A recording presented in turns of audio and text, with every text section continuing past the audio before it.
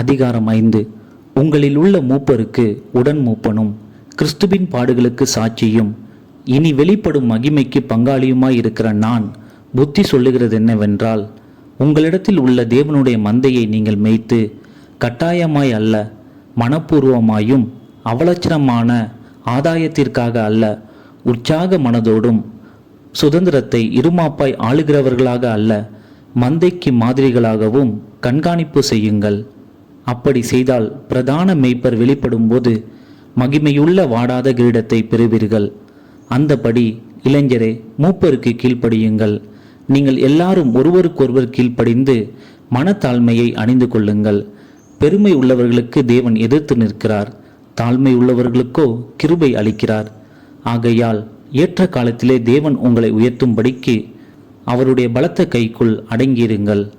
அவர் உங்களை விசாரிக்கிறவரானபடியால் உங்கள் கவலைகளை எல்லாம் அவர் மேல் வைத்து விடுங்கள். தெளிந்த புத்தி உள்ளவர்களாயிருங்கள், விழித்திருங்கள். ஏனெனில் உங்கள் எதிராளி ஆகிய பிசாசானவன் கெர்ச்சிக்கிற சிங்கம் போல் எவனை விழுங்கலாமோ என்று வகை தேடி சுற்றித் திரிகிறான். விசுவாசத்தில் உறுதியாய் இருந்து அவனுக்கு எதிர்த்து நில்லுங்கள். உலகத்தில் உள்ள உங்கள் சகோதரரிடத்திலே அப்படிப்பட்ட பாடுகள் நிறைவேறி வருகிறதென்று அறிந்திருக்கிறீர்களே. கிறிஸ்து இயேசுவுக்குள் நம்மை தமது நித்திய மகிமைக்கு அழைத்தவராயிருக்கிற சகல கிருபையும் பொருந்திய தேவன் தாமே கொஞ்ச காலம் பாடு அனுபவிக்கிற உங்களை சீர்படுத்தி ஸ்திரப்படுத்தி பலப்படுத்தி நிலைநிறுத்துவாராக.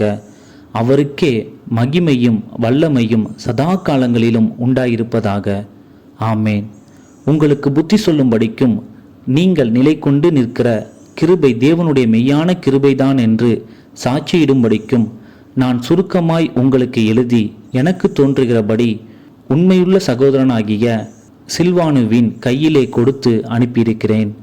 உங்களுடனே கூட தெரிந்து கொள்ளப்பட்டிருக்கிற பாபிலோனில் உள்ள சபையும் என் குமாரனாகிய மார்க்கும் உங்களுக்கு வாழ்த்துதல் சொல்லுகிறார்கள். ஒருவரை ஒருவர் அன்பின் முத்தத்தோടെ வாழ்த்துதல் செய்யுங்கள். கிறிஸ்து இயேசுவுக்குள்ளான உங்கள் அனைவருக்கும் சமாதானம் உண்டாவதாக. ஆமேன்.